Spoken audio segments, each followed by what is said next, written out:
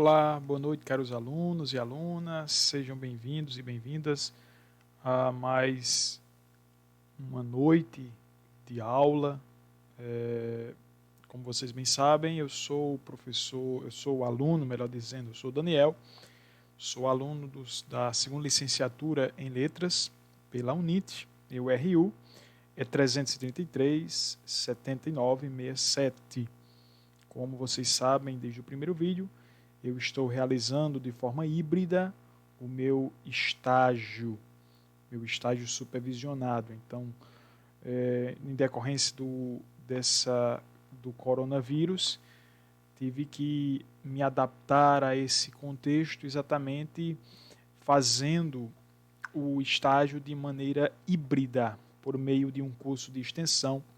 E o curso de extensão que eu estou oferecendo para vocês é exatamente um mini curso voltado para alunos do sexto ano do ensino fundamental. Então vamos dar início à nossa aula de hoje. A proposta é tratarmos exatamente sobre dígrafo, encontro consonantal e encontro vocálico. No vídeo passado nós tivemos a oportunidade de trabalhar a temática dos fonemas, que vimos que é a menor unidade sonora, e tratamos também sobre as letras, que é a representação gráfica dos sons. Debruçamos um pouco sobre fonemas e letras. Vimos que há palavras que possuem o mesmo número de fonemas e de letras, há outras em que há um número maior de letras do que de fonemas, e em contrapartida também há outras em que o número de fonemas é maior do que o número de letras. Dando prosseguimento a essa temática, nós vamos agora falar sobre dígrafo, encontro consonantal e encontro vocálico. Vamos começar por dígrafo. Qual é o conceito de dígrafo? Nós temos aí. Dígrafo é a combinação de duas letras que representam um único fonema. Pronto. Veja aqui, ó. A palavra dígrafo, essa palavra, ela é constituída por dois radicais. O dir, que significa dois, grafo, que corresponde a grafia, e dois e grafia significa exatamente que dígrafo são duas letras que representam um único fonema, e eu ponho aí para vocês o exemplo dos principais dígrafos existentes. Nós temos aí o NH, que é um dígrafo, na palavra galinha. Então, quando pronunciamos a palavra galinha, apesar de estar escrito duas letras, o NH, juntos, mas nós pronunciamos um único som.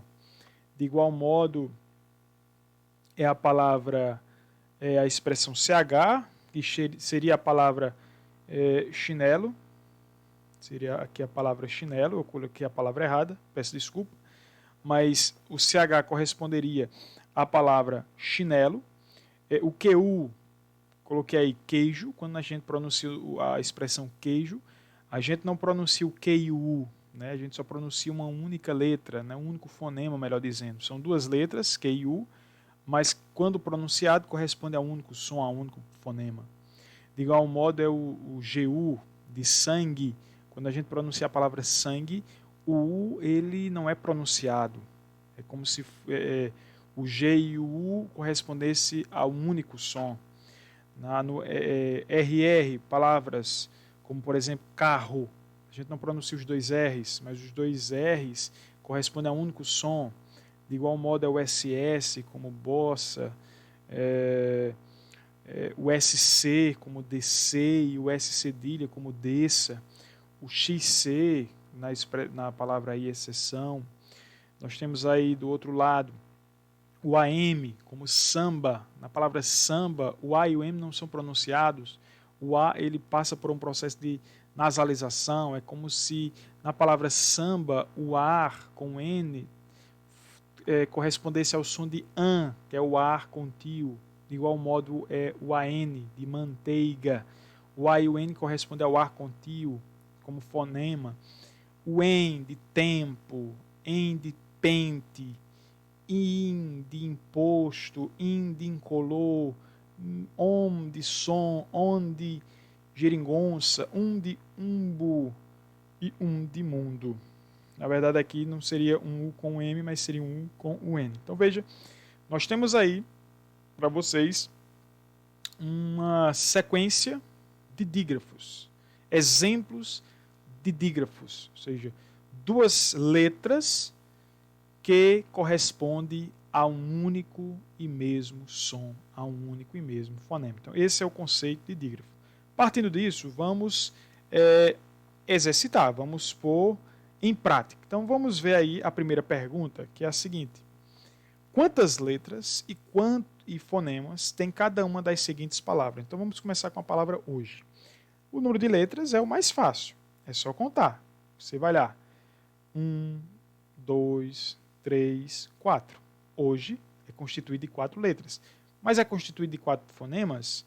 Não. Quando a gente pronuncia a palavra hoje, o H ele fica mudo, ele não é pronunciado. O O, o J e o S são pronunciados. Isso significa dizer que, embora tenha 4 letras, ela possui apenas 3 fonemas. Vamos ver agora a palavra Pinóquio. Vamos contar. Pinóquio. 1, 2, 3, 4, 5, 6, 7, 8. Tem 8 letras. Contamos cada uma das letras e tem 8 letras. Mas será que tem 8 fonemas? Vamos lá. Quando a gente pronuncia a palavra Pinóquio, o P com I é pronunciado. Pi. Quando a gente pronuncia a palavra Pinóquio, o N e o O também é pronunciado. Pinó. Agora, o Q com U não é pronunciado. Porque o Q com U é um dígrafo. E a gente volta a se lembrar. O que é um dígrafo? São duas letras que correspondem a um único fonema. Então, na palavra Pinóquio, o U do QU não é pronunciado. Por isso, aqui nós não temos 8 fonemas. Nós não temos 8 fonemas, nós temos 7 fonemas. São 8 letras, porque nós contamos, mas, porém, contudo, todavia, possui apenas 7 fonemas, porque o Q com o U corresponde a um dígrafo. Duas letras que correspondem a um único som. Escassos. Vamos contar. Escassos. 1, 2, 3, 4, 5, 6, 7, 8. Tem 8 letras. Agora, será que tem 8 fonemas? Aí aqui pode surgir uma dúvida. Alguém pode dizer assim, não, tem 6 fonemas. Porque aqui nós temos o S com o C, que corresponde a um único fonema, e nós temos o SS, que corresponde a um fonema. Calma, calma, não é bem assim. De fato, SS é um dígrafo. São duas letras que correspondem a um único som. Mas S e C aqui não são dígrafos. S e C aqui é um encontro consonatal. Porque quando você pronuncia a palavra escassos, o S é pronunciado e o C também. Ó. Es é com S, o C com A, K, sós. Aí o SS, aí não é pronunciado, o SS só é pronunciado com um único som, apesar de ser duas letras, ele é apenas um som. Então, na palavra escasso, nós temos 8 letras, nós contamos, porém, possui apenas 7 fonemas. A palavra longa, alguém pode dizer assim, longa, vamos lá, vamos contar. Longa tem, deixa eu ver se aparece o mouse, longa, L, 1, 2, 3, 4, 5. Tem 5 letras. Saber o número de letras é a coisa mais fácil do mundo, é só contar. Mas quantos fonemas? Será que a palavra longa tem 5 fonemas? Bem, olhando assim, talvez vocês possam imaginar que longa, tendo 5 letras, também possui 5 fonemas. Mas não. Por que não? Lembrem a regra do dígrafo. O A, o AM, o M, o IM, o OM e o AN, EN, IN, ON, UN, corresponde a um dígrafo. Então, nós temos aqui ON, na palavra longa, ON. E o ON, O com N, corresponde ao O nasalizado. O O que sofre nasalização. Ou seja, quando a gente pronuncia a palavra longa, o O com N corresponde a um único fonema, que é exatamente o O contínuo, ON. Acontece uma nasalização. Na palavra bilheteria, então, na palavra longa nós temos 5 letras e nós temos 4 fonemas. Na palavra bilheteria, nós temos quantas letras? Vamos contar. Bilheterias. 1, 2, 3, 4, 5, 6, 7, 8, 9, 10, 11. Então, 11 letras. Mas será que tem 11 fonemas? Quando a gente pronuncia a palavra bilheterias, nós vamos encontrar na palavra bilheteria um dígrafo. E o que é um dígrafo? São 2 letras que correspondem a um único som, a um único fonema. Então, na palavra bilheteria, nós temos um dígrafo. Logo, essas 2 letras LH na palavra corresponde a um único som. Então, em vez de termos 11 fonemas, nós vamos ter 10 fonemas. Então, veja aí. Segunda questão. Em quais das palavras abaixo ocorre dígrafo? Vamos agora revisar a questão de dígrafo. Primeira palavra, interesse. N com T é um dígrafo? Não, não é um dígrafo. N com T é um encontro consonatal. Porque quando a gente pronuncia interesse, o N e o T são pronunciados. In, I com N, in, teresse. Nós temos o interesse. Mas na palavra interesse nós temos o SS. E o SS nós vimos que é dígrafo. SS, RR, NH, CH, LH, GU, QU. Vamos à segunda palavra. 4. 4. 4 tem dígrafo? Vocês podem ler assim. Tem, porque com U. Calma. De fato, o Q com U, na maioria das vezes, será considerado dígrafo. Mas na palavra 4, o U ele é pronunciado. E o Q também. Diferente da palavra queijo. Na palavra queijo, o Q com U, essa expressão, o Q com U, corresponde a um único som. Né? Quando você diz queijo, você não pronuncia o U do queijo. Diferente de 4. Na palavra 4, o U ele é pronunciado. Então, se ele é pronunciado, então ele não é dígrafo. Na palavra trabalhar, nós temos dígrafo? Temos aí o LH. Lembre-se que LH, CH, NH são dígrafos. Na palavra vinhetas, nós temos dígrafo? Temos o NH. Na palavra gente, nós temos dígrafo? Temos no ente, no em. Lembrem que uma das formas de dígrafo é o em, im, om, ou an, en, in, on, que faz com que a vogal passe por um processo de nasalização, como se fosse um tio. Na palavra optar, tem dígrafo? Não. Na palavra optar, nós temos um encontro consonatal, o encontro do P com T. Na palavra saldanha, nós temos dígrafo? Temos o NH da palavra saldanha. Na palavra correr, temos dígrafo? Temos o RR. Volto a repetir. RR, SS são dígrafos. Na palavra rapidez, nós temos dígrafos? Dígrafo? Não. Na palavra rapidez, nós não temos dígrafo, porque na palavra rapidez, todos são pronunciados. Então, é isso que nós chamamos de dígrafo. Encontro consonatal. O que é um encontro consonatal? É a sequência de consoantes em uma mesma palavra, ou seja, o encontro de 2 consoantes ou mais, 2 ou mais, em uma mesma palavra. Então, nós temos a palavra restrito, nós temos o encontro de 3 consoantes. Nós temos o S, o T e o R. Nós temos a palavra restrito, o encontro consonatal. Na palavra procura, nós temos aqui o P e o R, que é o encontro consonatal. Na palavra abranger, nós temos o B com R e o N com G. Abranger. Lembrando que an aqui é um dígrafo, né? Abranger.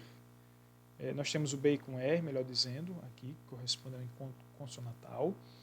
Na palavra escolhi, nós temos um dígrafo, o LH, mas nós temos o encontro consonatal, que é escolhi, o S com C. Na palavra influências, nós temos o F com L, influências, e nós temos o E com N, mas aqui o E com N passa por aquele processo de nasalização que é próprio do dígrafo. Chaplin, nós temos um dígrafo, CH, mas nós temos um encontro consonantal, que é o P com o L. Na palavra público, nós temos um encontro consonantal, que é exatamente o P com o L. Então, voltando, encontro consonantal é um conceito muito fácil, é a sequência, é o encontro de consoantes, de duas ou mais consoantes, em uma mesma palavra. Encontro vocálico. Encontro vocálico é a sequência de fonemas vocálicos, ou vogal e semivogal, em uma mesma sílaba ou em sílabas diferentes. Aqui é uma observação. A base da sílaba é a vogal. Toda sílaba, ela é constituída por uma vogal. Não existe sílaba sem vogal. E não existe sílaba com duas ou mais vogais. As sílabas são constituídas ou por uma vogal, ou por o encontro de uma semivogal com uma vogal, ou pelo encontro de uma semivogal com uma vogal mais uma semivogal, que nós classificamos em hiato, ditongo e tritongo. Mas o que é um encontro vocálico? É a sequência de fonemas vocálicos, que podem ser uma vogal com uma semivogal em uma mesma sílaba ou em sílabas separadas. Então, volto a repetir. O que é a vogal? É o som mais forte de uma sílaba. Cada vogal corresponde a uma sílaba. A base de cada sílaba é exatamente a vogal. E o que seria a semivogal? A semivogal seria o som de I e U. Né? I e U são semivogais, na maioria das vezes. E o E e o O também, em algumas ocasiões, apresentam-se como semivogal, quando o E tem som de I e o O tem som de U. Então, na maioria das vezes, quase sempre, o I e o U são semivogais. E em algumas vezes, o O e o E também são semivogais, quando o O tem som de U e quando o E tem o som de I. Ou quando estão acompanhadas de uma vogal. Então, nós temos aí a classificação dos encontros vocálicos. Os encontros vocálicos se classificam em hiato, que é o encontro de duas vogais. Não existe duas vogais em uma mesma sílaba. Quando nós temos o encontro de duas vogais, elas ficam em sílabas diferentes. E é isso que nós chamamos de hiato. Como em uma mesma sílaba só há uma vogal, as vogais do hiato ficam sempre em sílabas diferentes. Nós temos os exemplos aí. Lua. Então, na palavra lua, U, apesar de, na maioria das vezes, ser uma semivogal, mas na palavra lua, ela é uma vogal, porque quando a gente diz lua, o U, ele tem um som forte. E o A, sempre, ele é vogal. Então, aqui nós temos um encontro de duas vogais, o U e o A. Então, como numa sílaba não pode haver duas vogais juntas, então elas se separam. Então, nós temos aí um exemplo de hiato. A palavra saída. I, na maioria das vezes, é semivogal, mas aqui o I ele está acentuado. E por estar acentuado, ele tornou-se um elemento tônico forte. Então, na palavra saída, nós temos aí a separação, porque o A ele é vogal, e o I, que é a expressão, o som mais forte, né? Então ele também é uma vogal, então por isso que está separado. Na palavra baú, de igual modo, cooperar e assim sucessivamente. Além do hiato, nós temos o ditongo. O que é o ditongo? É o encontro de uma vogal mais uma semivogal, numa mesma sílaba, ou o inverso, é o encontro de uma semivogal com uma vogal. Quando nenhuma sílaba nós temos o encontro de uma vogal com uma semivogal, nós chamamos esse ditongo de decrescente, porque ele começa com uma vogal, que é o som mais forte, e encerra numa semivogal, que é o som mais fraco. Quando nós temos o inverso, quando nós temos uma semivogal mais uma vogal, nós chamamos esse ditongo de crescente, porque ele começa com um som mais fraco e termina com um som mais forte. Nós temos o exemplo aí, ouviu, então nós temos um ditongo, chapeuzinho, outro ditongo, e manteiga. E ainda falando sobre os tipos de encontros vocálicos, nós temos exatamente aí o tritongo, que é o encontro de uma semivogal mais uma vogal e uma semivogal na mesma sílaba. sempre, sempre, sempre nesta sequência. Nós temos o exemplo aí, Aguei e Paraguai. Então veja, na nossa aula de hoje, tivemos a oportunidade de estudar o conceito de dígrafo, que é um dígrafo, como o próprio nome diz, como a própria etimologia da palavra, dois, grafografia. São duas letras que correspondem a um único som.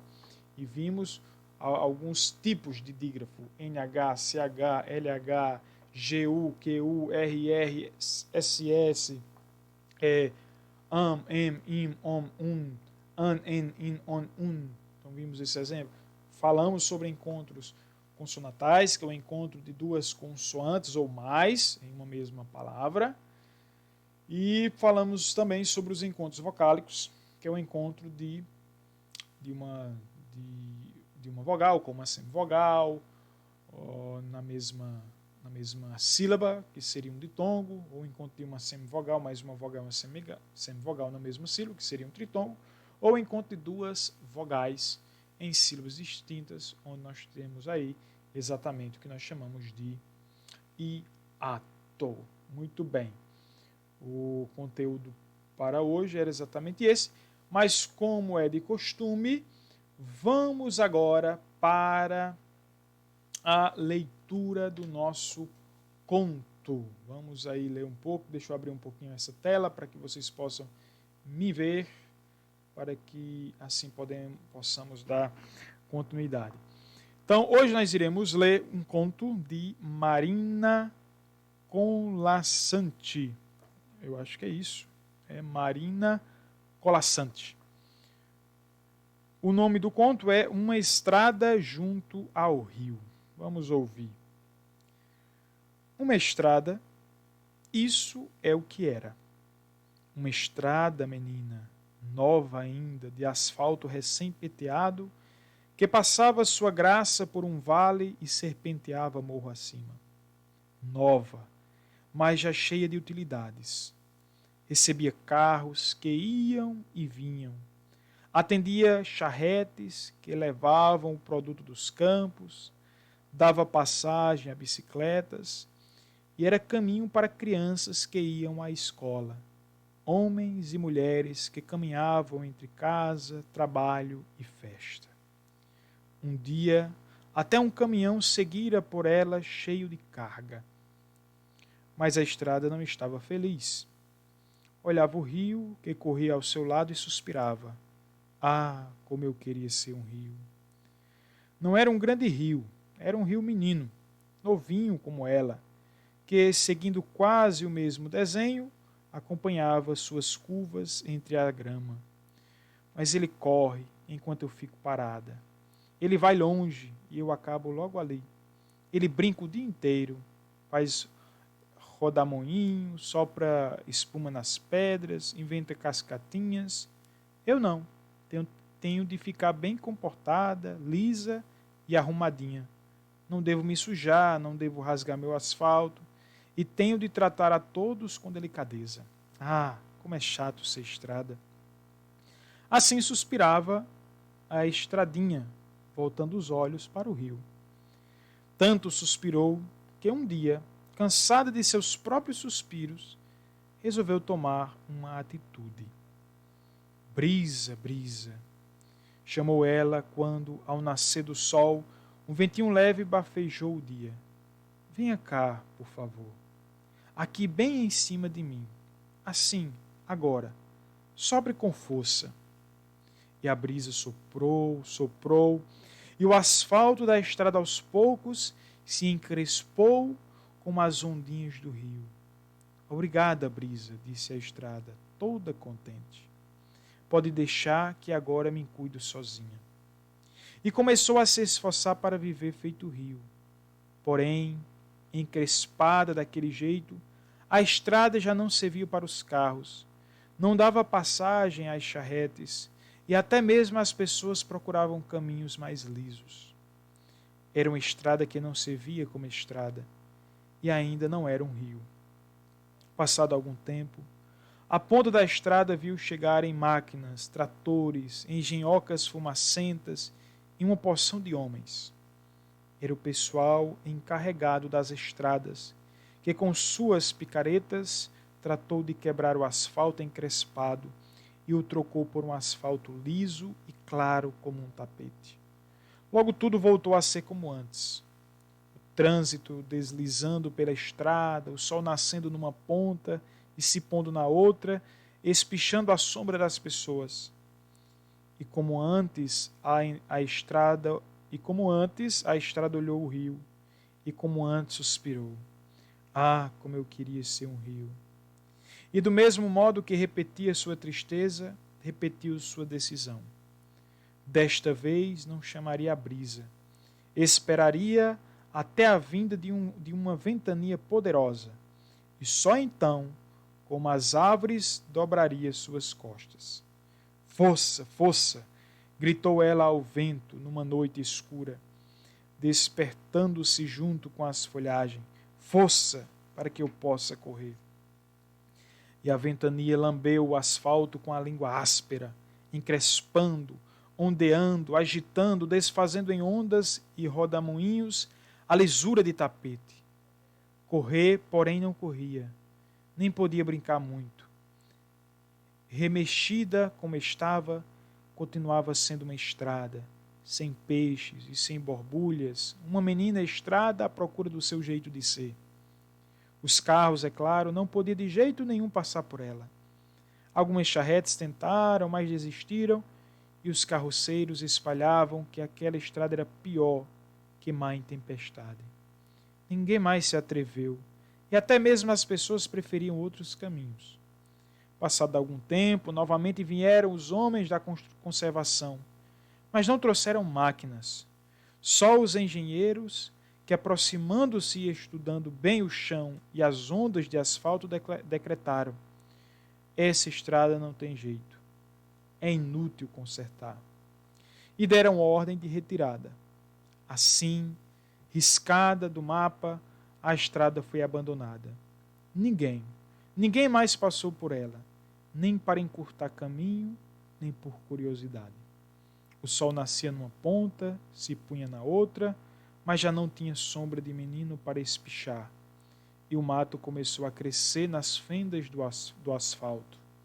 E a chuva empoçou nos buracos, e a estrada olhou para si e se viu tão feia, tão destruída, e se sentiu tão sozinha. E foi ficando tão triste que começou a chorar. E chorou, e chorou, e chorou, e chorou tanto que as lágrimas foram engrossando como o rio. Como o rio, correram pelo leito, com força e onda de verdade, levando o asfalto, levando o mato, levando as poças. Como o rio, transbordaram pelas margens, e como o rio aos poucos se acalmaram, correndo mansas, finas, quase regato. Secaram por fim as lágrimas da estrada, que, cansada de tanto chorar, olhou para si e se viu de repente livre do asfalto, estrada limpinha de terra seca, e percebeu que nas margens ainda úmidas nasciam plantas, brotavam flores, e que no céu acima os pássaros voavam acompanhando-a. Ah, como é bom ser estrada, pensou ela pela primeira vez. Posso crescer, viajar, chegar a muitas cidades, atravessar países inteiros. Posso brincar com minhas curvas e escalar montanhas. Não preciso ficar parada. Nem tenho de me preocupar tanto com minha ordem. Posso muito bem me desarrumar quando for preciso, me sujar e me arrumar depois novamente. Tão distraída estava com seus novos pensamentos que nem viu o menino chegar. Vinha correndo atrás de um cachorrinho, rindo e brincando. Não sabia que aquela estrada tinha sido abandonada. Nem sabia que ali tinha uma estrada. Mas quando deu com ela tão bonita, até esqueceu a brincadeira, e acompanhado pelo cachorro, foi seguindo bem pelo meio dela, em frente, contente da vida. Já era tarde, quase acabava o dia, mas o sol se pondo, ainda conseguiu espichar, bem compridas, a sombra do menino e a sombrazinha do cão. E a estrada, olhando para o lado, percebeu um certo olhar do rio e pareceu-lhe ouvir entre ondas: ah, como eu queria ser uma estrada. E assim termina a nossa história de hoje. Amanhã teremos mais uma videoaula, dando continuidade a esse nosso minicurso de língua portuguesa, destinada para alunos do 6º ano do ensino fundamental. Conto com vocês. Até amanhã.